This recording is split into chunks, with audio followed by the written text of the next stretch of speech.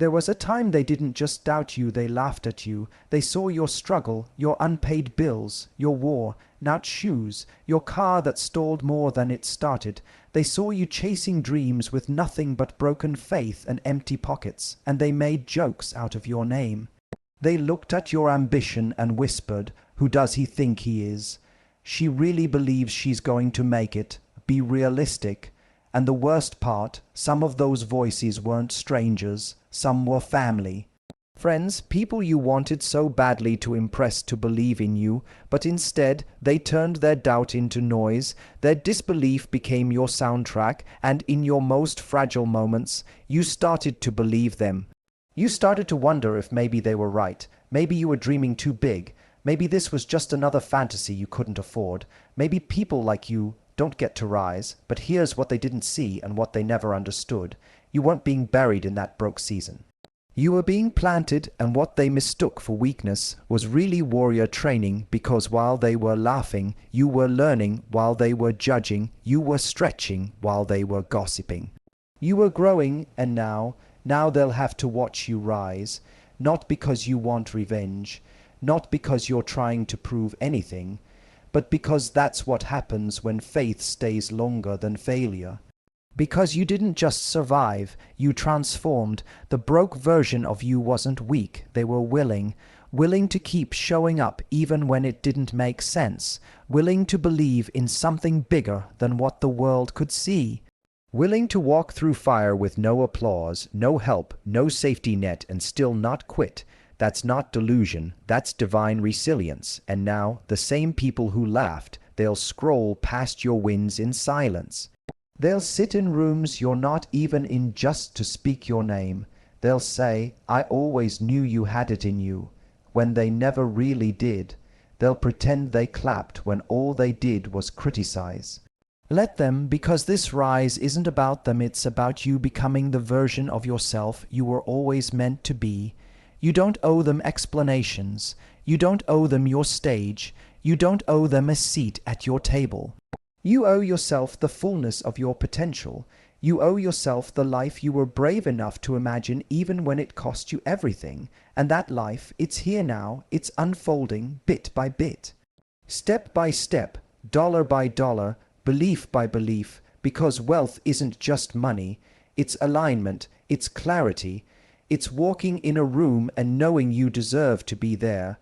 And that's the part that will humble them the most, not your new car, or your new home, or your bank balance. But your peace, your light, your unapologetic wholeness. They expected you to be bitter, you came back better. They expected you to shrink, you expanded. They expected you to fall apart, you became unshakable. Let them feel the silence of their doubt echo back as your elevation continues. Let them sit in the discomfort of knowing their laughter didn't stop you, it motivated you. And if you ever question yourself again, if you ever hear those old voices creeping back in, say this out loud: "They laughed, but I learned. They doubted, but I built. They left, but I rose. My story isn't theirs to tell. My life isn't theirs to limit. I was never meant to be understood, I was meant to rise. And rise you will. With grace, with purpose, with wealth they never saw coming, not to prove them wrong, but to prove to yourself that every moment of pain, every broken dream, every night you went to sleep wondering if it was worth it. It was, because now you're becoming undeniable. There was a time when you wondered, why doesn't anyone see me? Why do I work so hard but go unnoticed? Why does it feel like my gifts are invisible, my efforts unseen, my purpose delayed? You thought you were being overlooked, but the truth is far more powerful.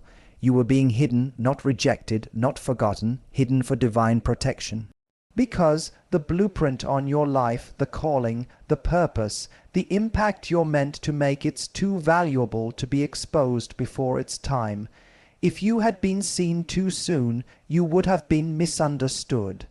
If you had been elevated before your foundation was strong, you would have collapsed under the weight of it.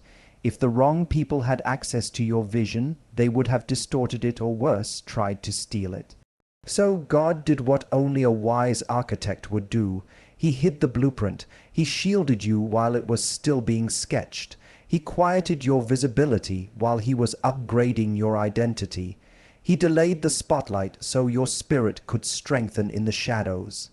You weren't being punished, you were being prepared. There are certain seasons where the silence around you is not the absence of activity, it's divine strategy. Because sometimes God can't allow you to be seen by the world until you finally see yourself.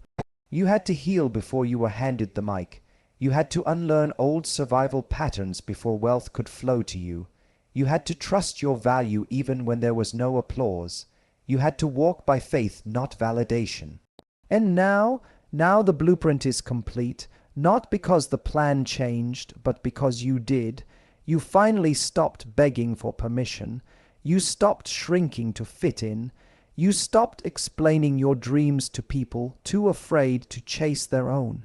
You stopped outsourcing your worth, and in the silence, in the hiding, in the unseen places, you built something real, a voice, a vision, a mindset, a standard, a backbone. You became the kind of person who can carry the weight of the calling without crumbling. You became someone who doesn't need to be seen to stay consistent. You became someone who knows who they are even in the dark. That's why the hiding was holy, because God doesn't launch those who haven't been anchored. And now you're ready. You're not just stepping into a season of visibility, you're stepping into a season of alignment, where the right eyes will see you, the right doors will open, the right people will celebrate what you're building, not compete with it. But don't rush the process now, because just as you were hidden to protect the blueprint, you'll still be selectively revealed to protect the purpose. Not everyone deserves access to your next level. Not everyone gets to be front row in this chapter. Not everyone has earned the right to hold pieces of a plan they didn't help build. So protect what God gave you, protect your peace, protect your anointing. Protect your purpose, protect your blueprint. Speak this out loud with authority. I was hidden for a reason. I am not behind, I am being positioned. I am the carrier of a sacred vision. I walk in quiet strength. I release the need to be seen. I trust that those meant for me will find me. My purpose is protected. My time is arriving, and I am ready. Because now, when they see you rise, they won't just be witnessing a moment. They'll be witnessing a reveal that's been years in the making, not hype, not luck, not overnight success, divine timing. And when you arrive, it won't be with noise, it will be with undeniable authority, not to prove anything, but to walk in everything you've been hidden to prepare for. Let them wonder where you came from. Let them question how you bloomed so fast. Let them marvel at the momentum. They don't need to understand the hiding, because the blueprint was never for their approval. It was for your becoming. You might not see it yet. The numbers in your account haven't changed. The bills still arrive with the same deadlines. The debt still breathes down your neck. But listen carefully. The money you prayed for is already in motion. It's not a question of if, it's no longer even a question of when, it's a matter of alignment, because what you asked for in desperation, in faith, in sacred silence it was heard, it didn't get lost. It didn't get denied, it was received, and heaven has been working on your behalf ever since. You didn't just make a request, you activated a process, and here's what that process looks like. When you prayed, energy shifted. A door you couldn't see began to unlock. Someone you haven't met yet was stirred to make a decision that eventually leads to you. An opportunity you didn't apply for was quietly stamped with your name. But because you haven't seen it physically, you think nothing is happening, and that's the mistake we make too often. We only trust what we can touch. We think silence means denial. We think waiting means punishment. But in reality, you're not being denied, you're being positioned. Let me say that again. The delay isn't a no, it's a setup, because the kind of wealth you prayed for, it requires preparation, it requires mental shift. It requires you to become the kind of person who can receive and sustain what's coming. You're not just waiting on money, the money is waiting on you, it's waiting on you too. Stop treating yourself like a backup plan. Stop doubting your worth every time you hit a bump. Stop hiding your gifts. Because someone once made you feel small, stop shrinking your requests to match your past pain. The prayer has already been answered. Now the universe is waiting on your readiness. This is not about hustle. This is about receptivity. This is about moving like it's already done, speaking like you're already provided for, walking into rooms with the calm of someone who knows I lack nothing, because that shift. That's what unlocks the flow. The money is not just currency. It's confirmation. Confirmation that you stopped surviving and started aligning. Confirmation that you finally let go of scarcity thinking. Confirmation that you now believe you're allowed to have ease. Because yes, money is energy, but energy responds to belief. You don't attract what you want, you attract what you're aligned with. So if your inner script still sounds like, "It's too late for me. I don't deserve that kind of abundance. I've messed up too much. People like me don't get rich," then the money may still move, but you won't recognize it. You'll dismiss the very doors that lead to it. You'll fumble the opportunities because you're still stuck in limitation. So today, I'm not asking you to work harder. I'm asking you to shift deeper. I'm asking you to upgrade your identity before the balance updates. Because the version of you who knows the money is already in motion, they act differently, they speak with peace, they make moves in faith, not fear, they don't chase, they channel. You have to embody the future you before the future arrives. Because your frequency is the invitation, say this out loud: I am already aligned with abundance. The money I prayed for is not lost, it's in motion, and I am becoming the version of me who can receive it with grace, use it with wisdom, and multiply it with purpose. And once you start believing that, really believing it, things will start shifting, not because you're manipulating the universe, but because you're finally getting out of the way. The flow of wealth has always been available. It just needed your permission to move through you, and now it's coming, maybe not in the form you expected, maybe not through the channel you assumed, but in a way that makes you pause and say, wow, this had to be God. Because what you prayed for isn't just money, it's confirmation. It's release, it's redemption, it's restoration, and it's already on its way. Walk like it's already yours, speak like it's already done, and prepare like you're about to step into overflow, because you are. You've been wondering why the doors haven't opened yet, why the harvest hasn't shown up, why you've done everything right, and still feel like you're waiting. You've prayed, you've believed, you've cried in silence and still kept showing up. You've kept going when it would have been easier to quit, and you keep asking, when is it my time?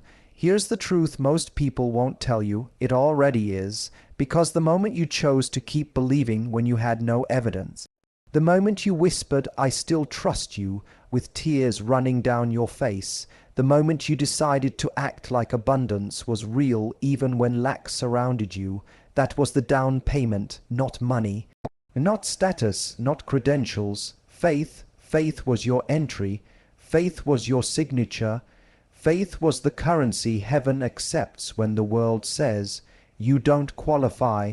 You need to understand this deeply. Faith isn't just believing God will do something, it's behaving like He already has. That means when you had nothing left and still took the next step, when you were tired and still spoke life over your finances, when everyone else called you delusional, but you refused to downgrade your vision. You made a spiritual deposit. You invested in a future only you could see. You didn't need proof, you needed promise, and that promise has been maturing in silence. See, the thing about overflow, it doesn't always show up fast. It shows up full, because overflow is not scraps. It's not bits and pieces. It's not what's left over. Overflow is pressed down, shaken together, and running over. And that kind of blessing doesn't show up in a hurry, it shows up when you're ready to hold it. That's why God let the delay linger, not to frustrate you, but to fortify you, because what's coming will require you to have a different mindset, one that doesn't panic in plenty, one that can carry increase without crumbling under insecurity. one that no longer flinches when abundance shows up but welcomes it with open arms. And how do you build that? Through faith, not once, but over and over again. Faith is the training ground for overflow. Every time you believed when it didn't make sense, every time you gave when you barely had enough, every time you chose trust over worry, you were building spiritual credit. You were making deposits into the reality you're about to walk into. And now the account is about to mature. This is not a maybe. This is not if the stars align. This is certainty, because when God sees faith that stays through storms, He rewards it with a blessing that speaks louder than your history. You are not behind. You are not forgotten. You are not being ignored. You are being positioned for the payout. And when it comes, and it won't just change your bank account. It'll change your identity.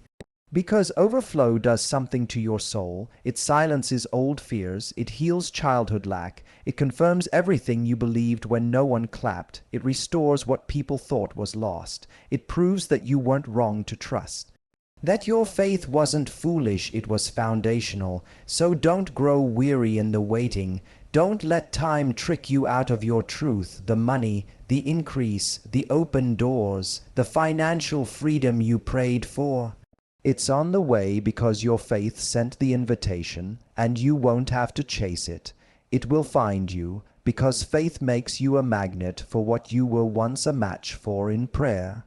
Say this out loud and claim it. My faith was my down payment. I lack nothing. I believe without needing proof. I receive without apology. I expect overflow. I trust divine timing. What's mine is coming, and it's coming full. Because you didn't just wait. You believed, and now heaven is about to make good on the investment. You're not just getting money, you're getting confirmation, you're getting restoration, you're getting what faith never stopped preparing you for. The floodgates are opening not because you earned it, but because you endured. And now, overflow is not just coming, it's your turn. Some people weren't meant to go with you. Not because they were evil. Not because they were your enemy, but because their presence would have kept you small. And God loves you too much to let you shrink in a space that was always meant to grow you. So yes, it hurt. Yes, it was confusing. Yes, you questioned it 1,000 times. You prayed to keep them, to fix it, to hold on, but still they left, or they changed, or they just stopped showing up, and you blamed yourself, didn't you? You thought maybe if you'd done more, said less, been easier to love, they would have stayed, but what if their absence wasn't your failure? What if it was your freedom? See, you didn't lose them, you outgrew what they were comfortable with. You evolved beyond the limits they needed you to stay in, so they could feel safe. They were fine with you being just enough, as long as you didn't become too much, too bold, too successful, too healed. Too ambitious, too confident in your worth, because the moment you started stretching, they got uncomfortable, and that's when God whispered, let them go, you've outgrown their limitation. It wasn't punishment, it was protection. Because here's the hard truth. Some people can only love the version of you that still needed their approval. But the moment you stop seeking validation, the moment you stand tall in your calling, the moment you realize you are enough even without their applause, they fade, and it's not because you're broken, it's because you're becoming. You had to lose them, so you could stop editing yourself to fit their comfort zone, so you could stop settling just to keep the peace. So you could stop dimming your light to make them feel brighter, because every time you compromised your vision to be liked, you were cheating your future. Every time you played small to be accepted, you were abandoning the next version of you waiting to rise. So yes, it was painful. Yes, you cried. Yes, you questioned the timing, the reason, the loss. But now look at you, more grounded, more clear, more focused, more free. You've learned how to sit in silence and still know your worth. You've learned how to let go with grace, not guilt. You've learned that what is truly yours never requires you to shrink. And now you're attracting alignment, not attachments. You're no longer begging people to stay who were sent as seasonal teachers. You're no longer confusing closeness with purpose. You're no longer chasing closure from people who never had the capacity to see your calling. That's growth. That's the outgrowing they couldn't handle. That's the elevation they weren't ready to witness, and that's okay, because some relationships aren't supposed to last, they're supposed to launch you. They were the womb that carried you into a season, but they can't walk with you into the next one. That chapter served its purpose, and now you're being called higher. So no, you're not broken, you're not alone, you're not unlovable, you're unfolding, and that unfolding will make room for people who match your healed self. People who aren't afraid of your growth, people who celebrate your evolution, people who see you fully and never ask you to dim. You had to lose the ones who couldn't love the real you, so you could meet the ones who only want that version of you. Say this out loud and let it soak in. I release what no longer fits my future. I bless the ones who left. I thank the ones who stayed, and I make room without fear for what's aligned with my next chapter. I'm no longer shrinking, I'm rising. Let them go. Let the grief move through you, let the silence be sacred, because what's coming next doesn't require your past people, it requires your future posture, and now that you've outgrown those old limits. You'll never go back.